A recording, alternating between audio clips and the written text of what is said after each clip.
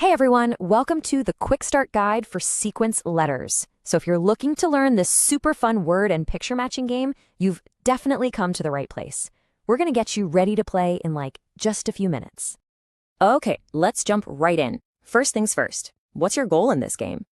So the entire game boils down to making something called a sequence. And really, it's pretty simple. It's just getting 4 of your colored chips all in a row.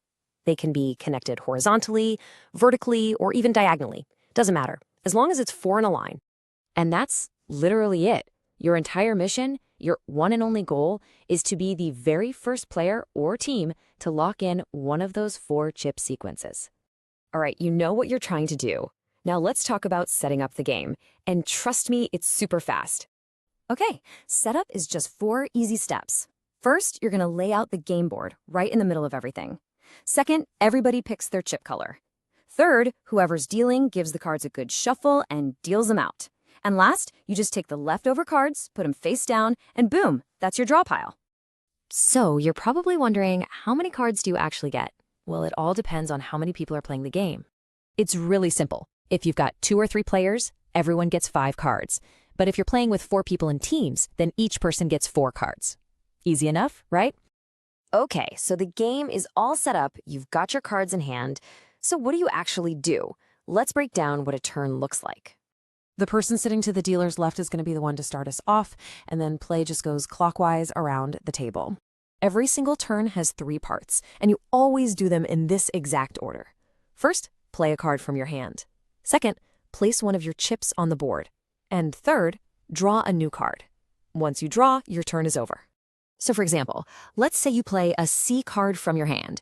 You then get to look at the board and place your chip on either the picture of the cat or the cow, your choice. And just a heads up, once a chip is down, it stays there, unless someone uses a special card to take it off. Okay, now this is where things get really interesting. Let's talk about the special cards, because these can totally change the game. So as you play, you're going to notice a couple of cards that don't have letters like the others. I'm talking about the X and the Z cards. These are your game changers, your power plays. All right, check this out. The X card is your secret weapon for defense, or offense, I guess. It lets you pull one of your opponent's chips right off the board. So perfect for stopping them from getting a sequence, right? Then you've got the Z card. This one's a wild card. It lets you place your chip on any open spot on the entire board. Super powerful. Okay, so what happens when you're stuck? You know, you're holding a card, let's say it's an A card, but you look on the board and oops, both the apple and the alligator spaces are already taken. What do you do? Well, this has a name. It's called a dead card. But the good news is, you are absolutely not stuck with it. You've got an out. Here's what you do. On your turn, before you make your main play, you just say, hey, I've got a dead card. You show it to everyone, toss it in the discard pile, and then draw a new card to replace it. After that, you just take your turn like normal with one of your other cards. Simple. Okay, so we've covered the setup, the turns, the special cards. Now for the most important part. How do you win this thing? It's really that simple. The very second that a player or a team connects 4 of their chips in a row, it doesn't matter if it's up, down, or sideways, the game is instantly over. That's it. That player or team wins. And hey, just a quick tip if you're playing with 4 people, because team play has a slightly different feel. So, with 4 players, you're going to split into 2 teams. Now, you want to make sure you're sitting across from your teammate, with your opponents in between.